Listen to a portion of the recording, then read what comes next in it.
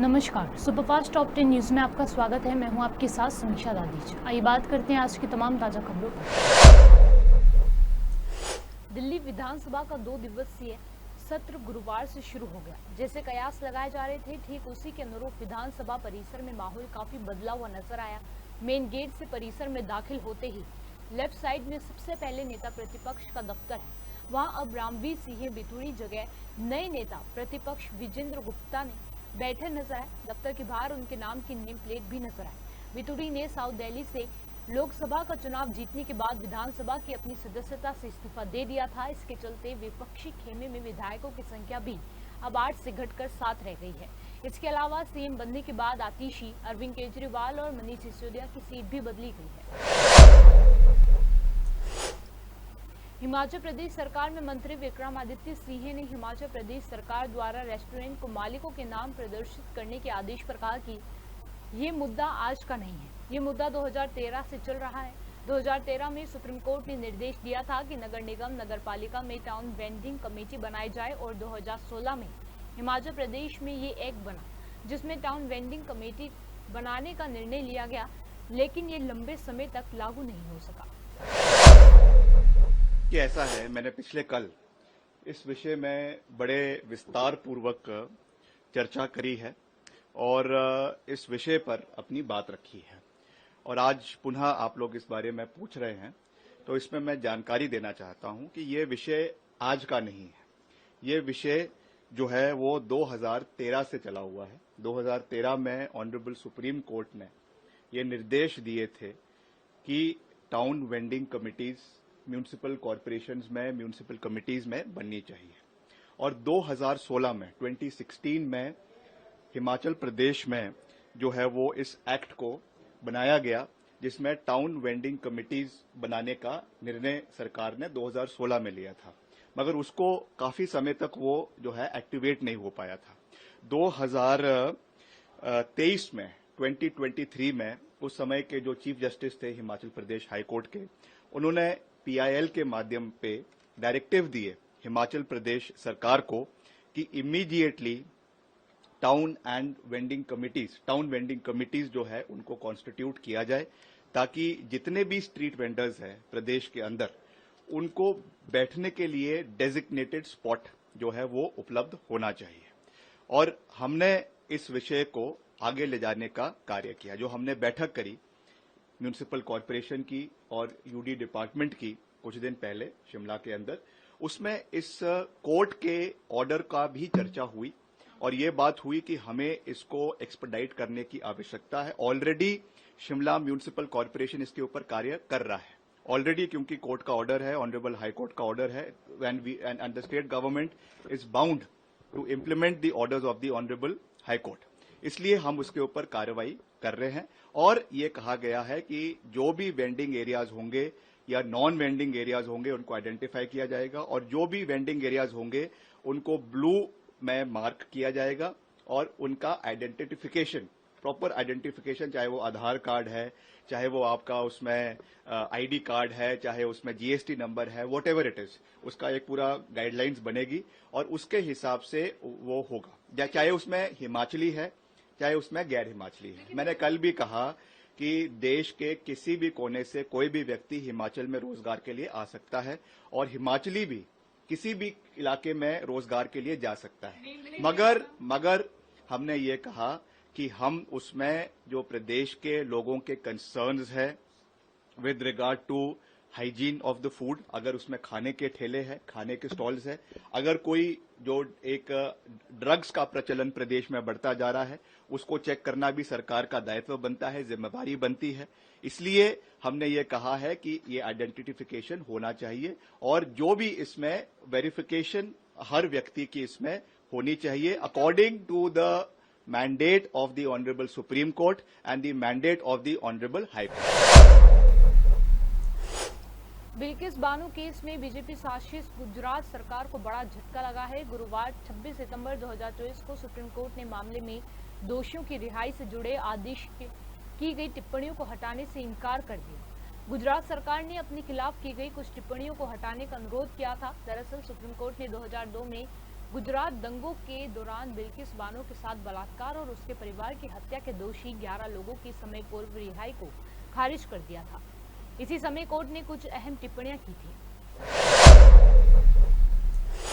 बाजारों में धड़ल्ले से बिक रहे चाइनीज या चीन से आने वाले लहसुन का मामला जोर पकड़ता जा रहा है।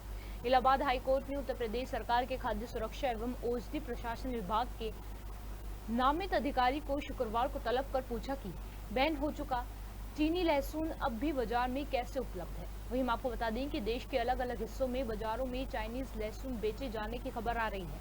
मामले के जोर पकड़ने के बाद कार्यवाही भी शुरू हो गई और उत्तर प्रदेश के महाराजगंज में कई कुंतल चाइनीज लहसुन पकड़ लिया गया। आइए जानते हैं लहसुन पर इतना बवाल क्यों मचा है। चाइना में लहसुन का उत्पादन बहुत ज्यादा कीटनाशक इस्तेमाल करके पैदा किया जाता है, जिससे बहुत ज्यादा बीमारियां होती हैं। तो इसको जब इंडिया की लेबोरेटरी में 2014 में टेस्ट किया गया तो इस लहसुन को बहुत खतरनाक पाया गया और इससे कई बीमारी होने के खतरे को देखते हुए भारत सरकार ने 2014 में चाइनीज लहसुन के निर्यात पर बैन लगा दिया था कि चाइना से कोई भी लहसुन आयात नहीं किया जाएगा और ना ही मार्केट में बेचा जाएगा।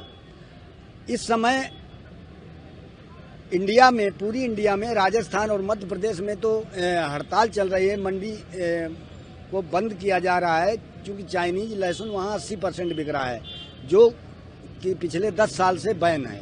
तो इसी के लेकर एक जनहित याचिका मैंने हाईकोर्ट में दायर की, जिसमें कल कोर्ट ने लहसुन, चाइना का लहसुन और देसी लहसुन तलब किया था। तो आज कोर्ट ने पूरा लहसुन चेक किया और उसके बाद चीन का लहसुन जो है वो जो यूपी के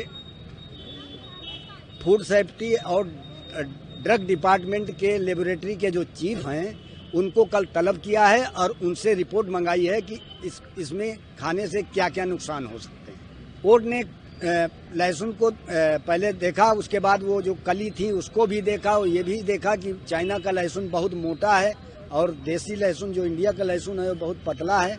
और दोनों को निरीक्षण करने के बाद जो सरकारी वकील था उसको कहा कि जो चीफ लेबोरेटरी का अफसर है उसको कल बुलाया जाए, उससे इसकी जांच करा के और रिपोर्ट सबमिट की। कल अगली सुनवाई है और लेबोरेटरी चीफ को तलब किया है हाईकोर्ट ने। चाइना की मृत्यु दर इंडिया की मृत्यु दर से वैसे भी कम है, क्योंकि वहाँ जो लोग हैं वो हर चीज़ तो खाते पीते हैं और इंडिया में जो लहसुन का उत्पादन होता है वो पर्याप्त मात्रा में होता है। लेकिन फिर भी इन लोगों ने, चूँकि ये तस्कर हैं, जब ऑलरेडी बैन है तो इंडिया के अंदर लहसुन आया कैसे? तो ये बांग्लादेश और नेपाल के माध्यम से ये कस्टम विभाग के अधिकारियों की मिलीभगत से ये लहसुन इंडिया में आ रहा है और मार्केट में बिक रहा है। मैंने सीबीआई की जांच करके इस दोषी अधिकारियों के खिलाफ दंडात्मक कार्रवाई करने की मांग भी की है और इस पे अब लेबोरेटरी की जब जांच आ जाएगी तब कोई। प्रवर्तन निदेशालय ने यूट्यूबर एलविश यादव और सिंगर राहुल यादव उर्फ फाजिलपुरिया के खिलाफ बड़ी कार्रवाई करते हुए उनकी लाखों रुपए की संपत्तियों और बैंक खातों को अटैच कर लिया है। ईडी ने एलविश, फाजिलपुरिया और MS sky digital India private limited से जुड़ी 52,69,000 की प्रॉपर्टी अटैच की है। इसके साथ ही इनसे जुड़े बैंक अकाउंट भी फ्रीज किए हैं।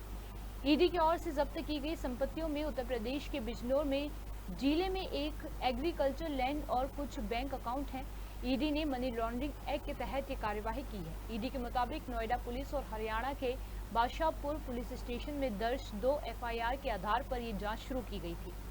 इन FIR में एलविश यादव, राहुल यादव उर्फ फाजिलपुरिया और अन्य लोगों पर अलग अलग धाराओं में मामला दर्ज किया गया था। मजदूरी दरों में वृद्धि के फैसले पर आजाद समाज पार्टी के राष्ट्रीय अध्यक्ष चंद्रशेखर आजाद ने कहा कि न्यूनतम मजदूरी बढ़ाने के निर्णय को लेकर मैंने 29 जुलाई को संसद में ये मांग उठाई थी। 300 से 400 रुपए की जो दैनिक मजदूरी मिलती है उससे जीवन यापन करना आसान नहीं है, इसलिए हमने संसद में 700 रुपए न्यूनतम वेतन दिए जाने की मांग उठाई थी। सरकार ये समझती है कि ये मांग नीचे तक जा रही है और सरकार ने इसमें बदलाव किया है। आप लोगों ने एक बात उठाई थी कि न्यूनतम जो मजदूरी दर है वो बढ़नी चाहिए, उसको लेकर आपने कई बार संसद में भी ये बात उठाई। अब वो जो 1 अक्टूबर से जो है बढ़ने जा रही है, क्या आप कहेंगे, किस तरह से देखते हैं? देखिए, मैंने 29 जुलाई को पार्लियामेंट में मांग उठाई थी, क्योंकि हम ग्रामीण पृष्ठभूमि से आते हैं, तो जो जनता की समस्या है वो हम पे आसानी से आती है। 300-400 रुपए की जो दैनिक मजदूरी महिलाओं को, पुरुषों को मिलती है, उसमें घर का सम्मान से जीवन जो है व्यापन करना आसान नहीं। इसलिए मैंने पार्लियामेंट में आवाज़ उठाई थी कि 700 रुपये न्यूनतम वेतन होना चाहिए। और सरकार ने अब हमारी मांग को कंसिडर करते हुए, क्योंकि एक बहुत बड़ा आंदोलन भी हमने दिल्ली में किया था और सरकार ये समझती है कि ये मांग नीचे तक जा रही है, लगातार मैं इस पर मांग उठा रहा था, तो सरकार ने न्यूनतम वेज जो है कल निर्धारित किया, उसमें बदलाव किया है और लगभग 783 रुपये जो है अनस्किल्ड जो है जो लेबर है उनके लिए 783 रुपये न्यूनतम वेतन किया है। मैं सरकार ने ये अच्छा कदम उठाया है, लेकिन मैं समझता हूँ ये तभी सरकार का धन्यवाद इसमें हम लोग कर पाएंगे जब सरकार इसको सख्ती से लागू कराए, प्राइवेट सेक्टर में भी, क्योंकि वहाँ पे भी कर्मचारी काम करते हैं, और सफाई कर्मचारी जो है, जो ठेकेदारी 7,000, 10,000, 11,000 पे जो है मजबूरी में गटर में उतरना पड़ता है वहाँ भी, और साथ साथ जो आशा, आंगनबाड़ी, भोजन माता, ग्राम सेवक और तमाम तरह से जो है अनऑर्गेनाइज सेक्टर जो है प्राइवेट सेक्टर, उसमें भी इसको लागू कराए। सख्ती से कानून बनाना और उसको लागू ना कराना, तो वो कानून बनाने का कोई फ़ायदा नहीं होता। तो ये लागू हो और इसका लाभ आम आदमी को मिले। लगातार हम इस मांग को उठा रहे थे। खेतों में जो लोग मजदूरी करते हैं, मैं जब गया देहात में, मैंने इसलिए उठाई कि मुझे उन्होंने बताया कि 250 रुपये में काम करना पड़ता है, 200 रुपये में काम करना पड़ता है, 8 घंटे, जबकि कॉन्स्टिट्यूशन तो ये कहता है समान काम समान वेतन।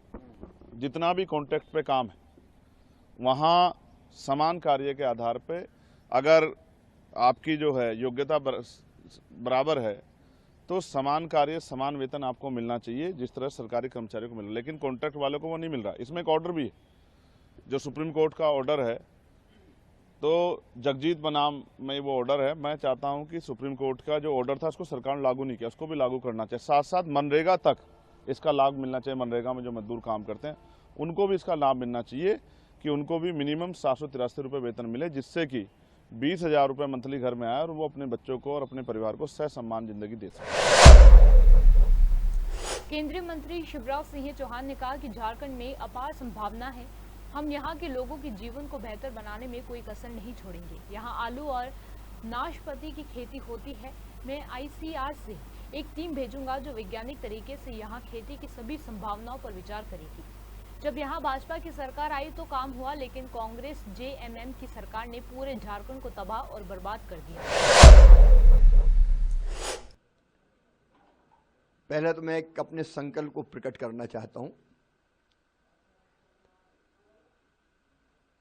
नेतरहाट, पलामू प्रमंडल हो या संपूर्ण झारखंड के हमारे सहज सरल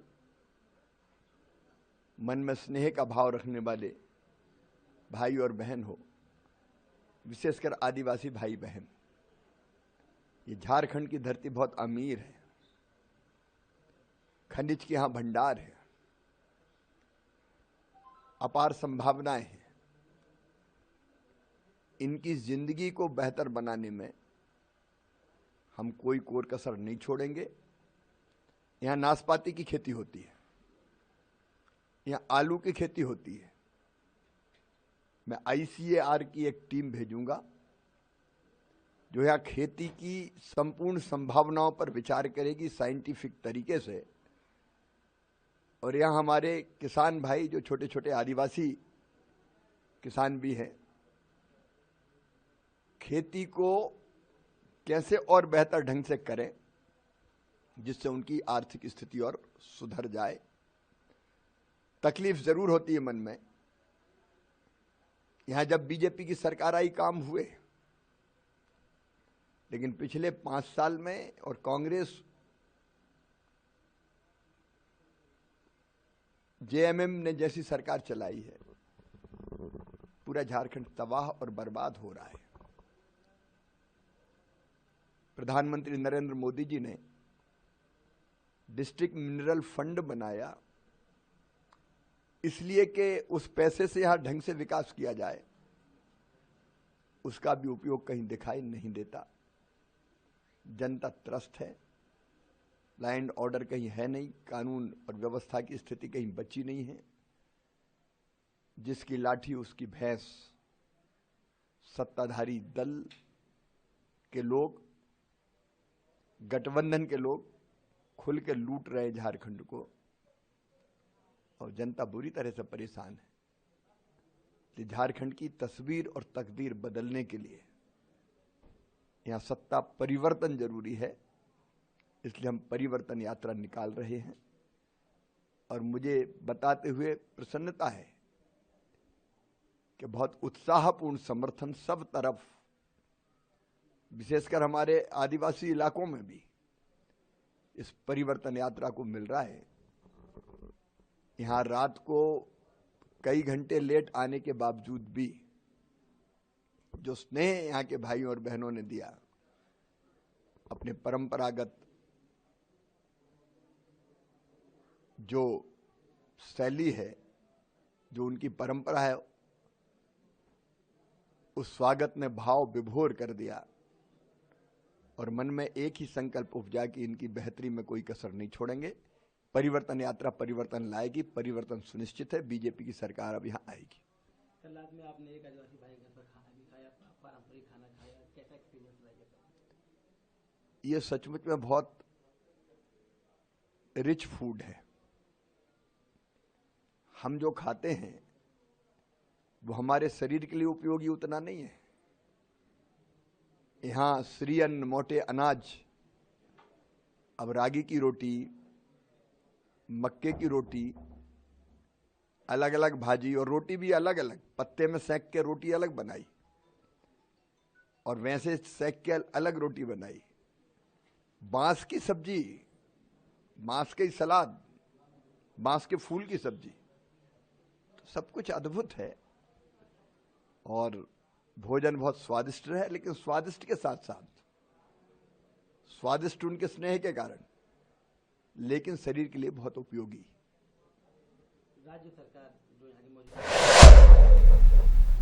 फ्रांस के राष्ट्रपति इमैनुअल मैक्रों ने संयुक्त राष्ट्र सुरक्षा परिषद में भारत की 7वीं सदस्यता का समर्थन किया है। यूएन जनरल असेंबली में बोलते हुए मैक्रों ने कहा कि यूएनएससी को अधिक प्रभावी बनाने की जरूरत है। इसके लिए उन्होंने भारत समेत ब्राजील, जापान, जर्मनी और 2 अफ्रीकी देशों की उम्मीदवारी का समर्थन किया। इससे पहले अमेरिका में हुए क्वाड समिट के दौरान क्वाड देशों ने भी यूएनएससी में सुधार का समर्थन किया था। साथ ही प्रधानमंत्री मोदी से मुलाकात के दौरान जो बाइडेन ने कहा था कि अमेरिका संयुक्त राष्ट्र सुरक्षा परिषद में भारत की स्थायी सदस्यता का समर्थन करेगा। ब्रिटेन ने अमेरिका और अन्य यूरोपीय देशों के साथ लेबनान के आतंकी संगठन हिजबुल्लाह और इजराइल के बीच तुरंत युद्ध विराम का आह्वान किया है। ब्रिटेन ने चेताया कि क्षेत्र में इन समय संघर्ष के पूर्ण युद्ध की तरफ बढ़ने का खतरा है। न्यूयॉर्क में संयुक्त राष्ट्र सुरक्षा परिषद की बैठक के दौरान एक बयान में ब्रिटिश विदेश मंत्री डेविड लिमी ने इजराइल पर पिछले 11 महीनों में हिजबुल्लाह के हमलों की निंदा की और दोहराया कि इन हमलों को उचित नहीं ठहराया जा सकता, जिसके कारण लेबनान और इजराइल के आम लोगों का जीवन। बिहार की राजधानी पटना समेत प्रदेश में मानसून के सक्रिय होते ही वर्षा में तेजी आई है। बीते 2 दिनों से पटना सहित अलग अलग स्थानों पर रुक रुक कर वर्षा होने से मौसम सामान्य बना हुआ है। इसके प्रभाव से अधिकतम तापमान भी सामान्य से नीचे आया है। गुरुवार को पटना के अधिकतम तापमान में 4.2 डिग्री गिरावट के साथ 27.8 डिग्री सेल्सियस दर्ज किया गया।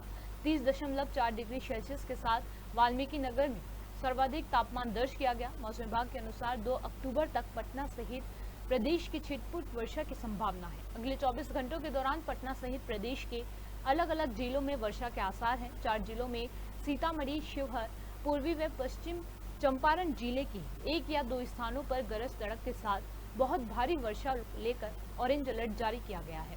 वहीं 10 जिलों के गोपालगंज, मधुबनी, मुजफ्फरपुर, दरभंगा, सिवान, सारण, बक्सर, भोजपुर, जमुई और बांका जिले में भारी वर्षा को लेकर येलो अलर्ट जारी किया गया है। सुपरफास्ट टॉप 10 न्यूज में आज के लिए सिर्फ इतना ही। देश और विदेश की तमाम बड़ी खबरों से जुड़े रहने के लिए देखते रहिए पॉपुलर टीवी। धन्यवाद।